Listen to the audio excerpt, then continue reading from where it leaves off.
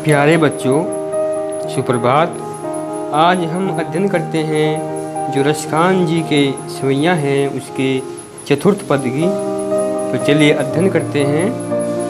काननी दे अंगुरी रहिबो, जब ही मुरली धुनी मंद बजे है। मोहनी तानन सो रसखानी, अटा चढ़ी गोधन गेहे तो गेहे। तेरी कहो सिगरे ब्रज लोगनी, काली को कितनो समझुई है। माई रिवा मुक्की मुस्कानी, सम्हारी न जेहे न जेहे न जेहे। तो यहाँ पर गोपिया कृष्ण को रिझाने की कोशिश कर रही है और जो उनकी व्यवस्था है कि वे जो श्री कृष्ण जी की मुरली है उससे बहुत द्वेष भेदभाव रखती थी। तो उसके प्रति उनके क्या विचार है, क्या भाव है, इस पद में वर्णन किया गया है। तो गोपिया कहती है काननी दे अंगुरी रहिबो, अर्थात काननी कानों में, अंगुरी अंगुली, रहिबो रख लेगी। जब ही मुरली धुनी मंद बजे ही, अर्थात जब श्री कृष्ण जी अपनी मुरली को मधुर धुन में बजाएंगे तो वे अपने कानों पर उंगली रख लेगी। तो गोपिया कहती है कि जब कृष्ण जी मुरली की मधुर धुन बजाएंगे तो हो सकता है वे उसमें मगन हो जाए, इसलिए वे पहले ही अपने कानों पर उंगलियां रख लेगी।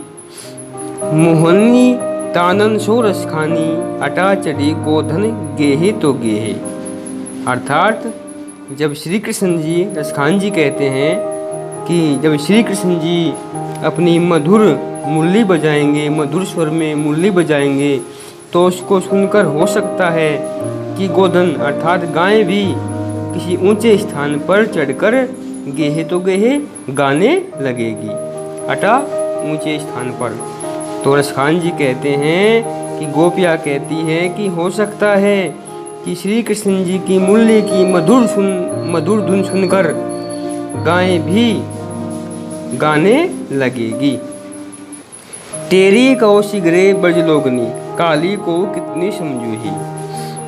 तो गोपिया कहती है कि जो ब्रजवासी है, जो ब्रज के वासी है, वे भी ये कह रहे हैं कि जब श्री कृष्ण जी मुरली बजाते हैं तो उसकी टेर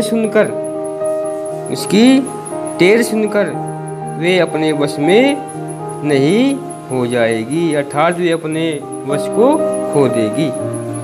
माई रिवा मुक्की मुस्कानी, सम्हारी न जेहे न जेहे। तो रसखान जी कहते हैं कि गोपिया कहती है क्या कि वे श्री कृष्ण जी की मुस्कान को देखकर कि वे हो सकता है वे श्री कृष्ण जी की मधुर धुन ना सुने, अर्थात जब वे अपने कानों पर उंगली रख लेगी हो सकता है वे उसकी मधुर धुन ना सुने, लेकिन वे उसकी मधुर मुस्कान को देखकर अपने आप को संभाल नहीं पाएगी। तो क्या भाव है यहाँ पे कि यहाँ पे गोपिया कृष्ण को रिझाने की कोशिश कर रही है और वे कहती है कि जब कृष्ण की मुरली की मधुर धुन बजेगी तो वे उसमें मगन होकर हो सकता है कि गायें भी अटारी पर चढ़कर गाने लगे, लेकिन गोपिया अपने कानों पर उंगली रख लेगी ताकि उन्हें वो मधुर स्वर, वो मधुर संगीत न सुनाई पड़े।